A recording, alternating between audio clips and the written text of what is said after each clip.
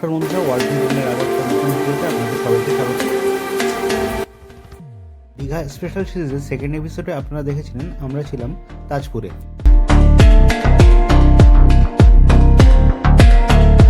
তাজপুর থেকে মন্দারমণি যাওয়ার পথে এই নির্জন সি বিচটা পড়ে। এখানে কিন্তু কেউ থাকেই না, কেউ আসেও না, আর লাল কাঁকড়ায় পুরো সি বিচটা ভর্তি।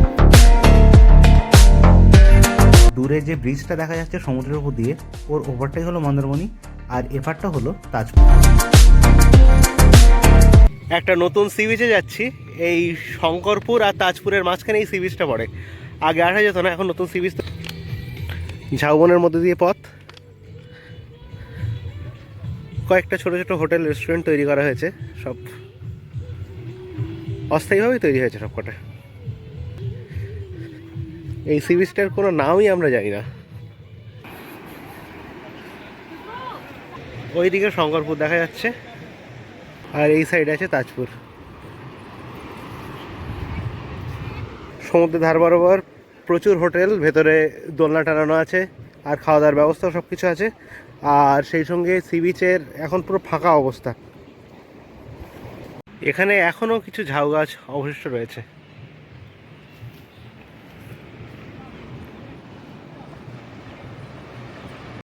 মেরিন ড্রাইভ রোড তৈরি হওয়ার পর দীঘাতে এইরকম অনেকগুলো নতুন নতুন সি বিচ তৈরি হয়েছে।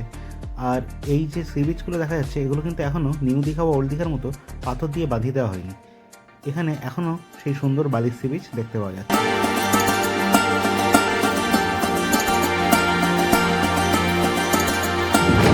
সমুদ্র সৈকতে কিছুক্ষণ আমরা কাটালাম, তারপর আমরা বেরিয়ে পড়লাম তাজপুরের দিকে। আগের ভিডিওতে আপনাদের তাজপুর দেখিয়েছি, এবার দেখাবো মন্দারমণি।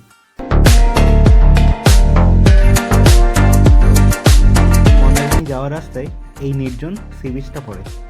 আর এই সি বিচের একটু দূরেই সমুদ্রের মধ্যে তৈরি হয়েছে এই দ্বীপটা। যদিও কৃত্রিম, অনেকগুলো দেখলাম ইট বা পাথর ফেলা আছে, সেই ইট পাথরের ওপরেই এই দ্বীপটা তৈরি হয়েছে।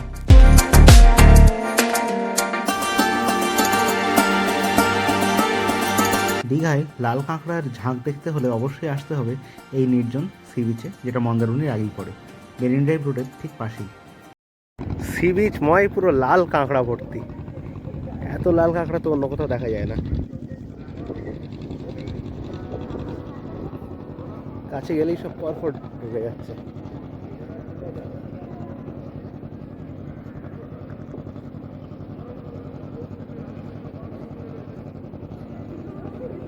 প্রচুর লাল কাঁকড়া সারা সি বিচ ময়।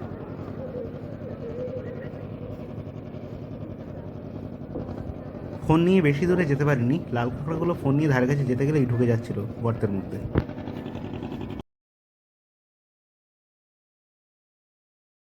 এবার যেটা করলাম, আমার ড্রোনটাকে পাঠিয়ে দিলাম লাল কাঁকড়াগুলোর দিকে। ড্রোনটা একটু উপরে ছিল আর সেই জন্য কাঁকড়াগুলো কিন্তু আর মাটির মধ্যে যাচ্ছিল।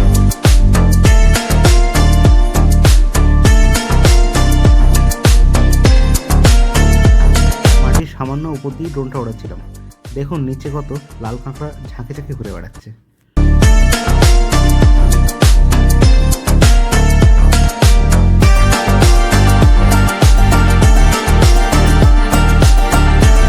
আমরা এখানে আছি জলধার ধারে, আর এখান থেকে আমরা পার হচ্ছি ব্রিজ। ব্রিজের ওপরটাই মন্দারমণি। ব্রিজের দিকটা একটু ঘুরিয়ে রাখো।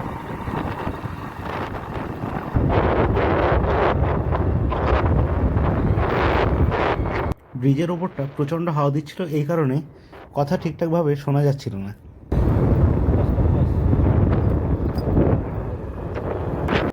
পাশে এই জায়গাগুলো শুটকি মাছের আড়ত।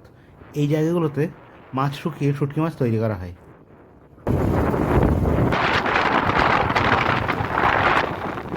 মন্দারমণির আগে এই ব্রিজের ঠিক পাশেই এই সি বিচটা পড়ে। এখানে আমি এবার যাইনি, কিন্তু পরে একবার গিয়েছিলাম, সেটার ভিডিও থাকবে পরে কোনো ভিডিওতে।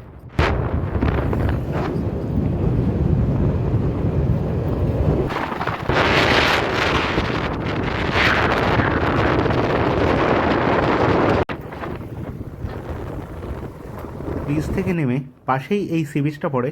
একটা রাস্তা দেখবেন ঢুকে গেছে ডান দিকে, ওই রাস্তা দিয়ে কিছুটা গেলেই ব্রিজের পাশে এই নির্জন সি বিচটা পড়ে। এটাই আমি গিয়েছিলাম এর পরের বার দীঘায় যাওয়ার সময়।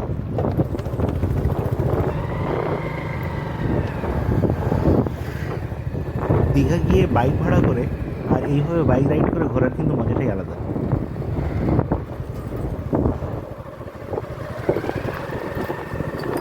পরে একবার ইচ্ছে আছে নিজের বাইক নিয়ে বাড়ি থেকে লং রাইডে দীঘা যাওয়া।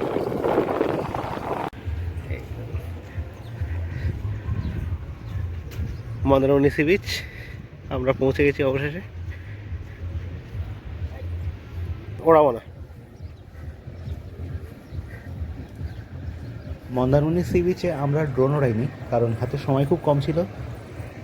এখনও ভাটা আছে, তবে এর আগের বার যখন এসেছিলাম তখন চর অনেকটা বেরিয়েছিল, এখন চর অনেকটা ডুবে গেছে তারাই। মন্দারমণিতে কিছুক্ষণ সি বিচটা আমরা ঘোরাঘুরি করলাম আর কিছু ভিডিও আর ছবি তুললাম।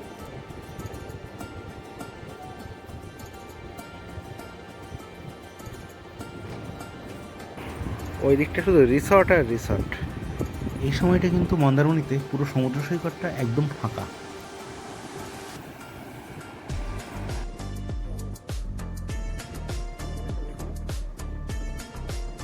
মন্দারমণি থেকে আমরা বাইক নিয়ে আবার ব্যাক করলাম আর এবার আমরা এগোলাম উড়িষ্যা বর্ডারের দিকে, উদয়পুরের দিকে।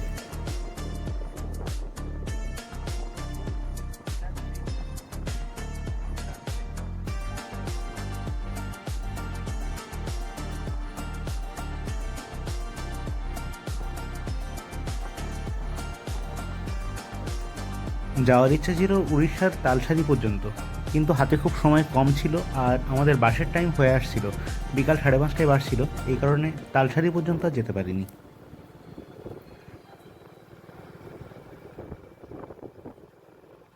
নতুন এই মেরিন ড্রাইভ রোডটা হওয়ার পরে আমাদের আর চালখোলা হয়ে কিন্তু মন্দারমণি আসতে হয় না।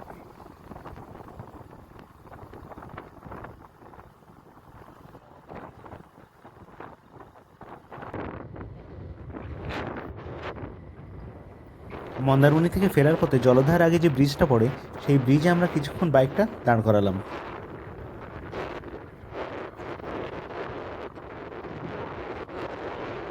ব্রিজটা দেখুন, সেরকম কিন্তু লোকজন নেই। মেরিন ড্রাইভ রোডটা শুধুমাত্র পর্যটকরাই বেশি ব্যবহার করে।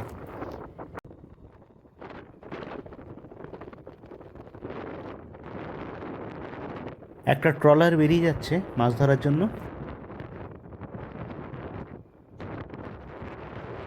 ওয়ারফ্রন্ট ড্রোনের দীঘা স্পেশাল সিরিজে এই তৃতীয় পর্ব বা শেষ পর্ব আপনাদের কেমন লাগলো অবশ্যই কমেন্টে জানাবেন। ভিডিওটা ভালো লেগে থাকলে লাইক, কমেন্ট, শেয়ার অবশ্যই করবেন। আমাদের পাশেই আছে দীঘা জগন্নাথ মন্দির। এবার সময়ের অভাবে জগন্নাথ মন্দিরে আমরা যেতে পারলাম না, পরের বার অবশ্যই যাব।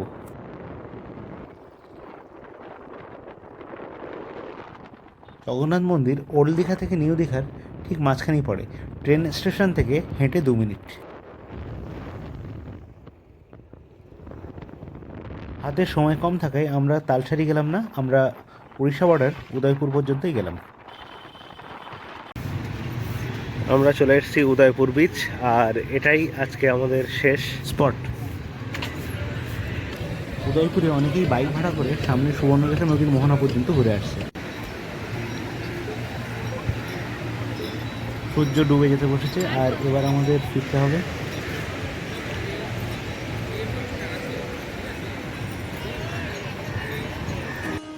শেষ বিকালে কিছুক্ষণ আমরা সমুদ্র সৈকতে ঘোরাঘুরি করলাম আর কিছু ছবি তুললাম।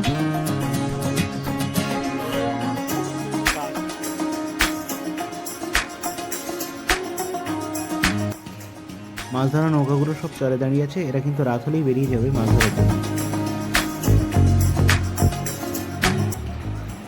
বিকালে সমুদ্র সৈকতের সৌন্দর্য কিছুক্ষণ উপভোগ করলাম, তারপর আমরা চলে গেলাম আমাদের বাসে আর বাইকটা ফেরত দিলাম ওল্ড দীঘাতে। ফিরতে ফিরতে রাত 12টা বেজে গেছে আর একটা ট্যাক্সি নিলাম, হলুদ ট্যাক্সি। তো একদম বেরিয়ে যাচ্ছে। ধর্মতলা থেকে বাড়িতে ফিরলাম রাত 1টার সময়। তো সবাইকে গুড নাইট, টাটা।